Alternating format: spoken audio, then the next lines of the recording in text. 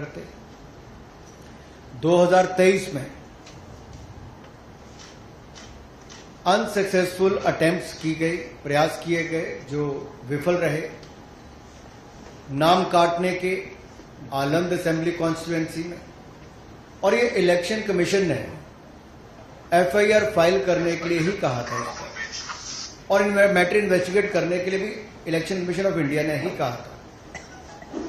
Election commission ने mobile number पहले ही उपलब्ध करवा दिए हैं, आईपी एड्रेस अगर दे दिए हैं, अगर मोबाइल नंबर दे दिए, आईपी एड्रेस दे दिए, तो कांग्रेस शासित राज्य की कर्नाटक की सीआईडी ने अब तक क्या किया।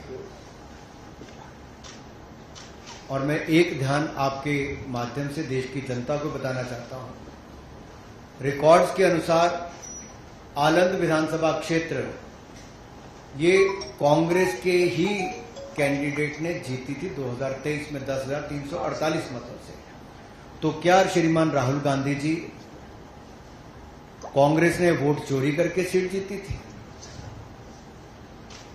एक बात आज जो राहुल जी ने बातों में मान ली और अपने जवाब में कहा, वो कहते कहते हाइड्रोजन बम एक तरह से फोड़ गए अपने ऊपर ही।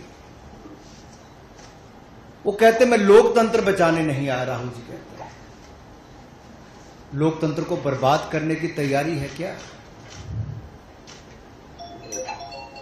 गलत निराधार आरोप बार बार संवैधानिक संस्थाओं पर लगाना, गलत निराधार आरोप बार बार इलेक्शन कमीशन ऑफ इंडिया पर लगाना, कभी ईवीएम पर प्रश्न चिन्ह खड़े करने, कभी वीवीपैट पर करना, कभी चुनावों के नतीजों पर करना, और कभी टूल किट के सहारे भारत के लोकतंत्र पर, संवैधानिक संस्थाओं पर प्रश्न चिन्ह खड़ा करना, क्या ये आदत सी बन गई है? क्या चाहती है कांग्रेस पार्टी? पूर्व प्रधानमंत्री इंदिरा गांधी जी सत्ता का दुरुपयोग करके, अफसरों का दुरुपयोग करके चुनाव जीते हैं तो कोर्ट उनको बाहर का रास्ता दिखाता है। राजीव गांधी जी की हत्या के बाद एक लोकसभा का चुनाव पेंडिंग नहीं होता, 1 महीने तक अगर चुनाव को स्थगित कर दिया जाता तो किस पार्टी को फायदा उस समय के इलेक्शन कमीशन ने दिया?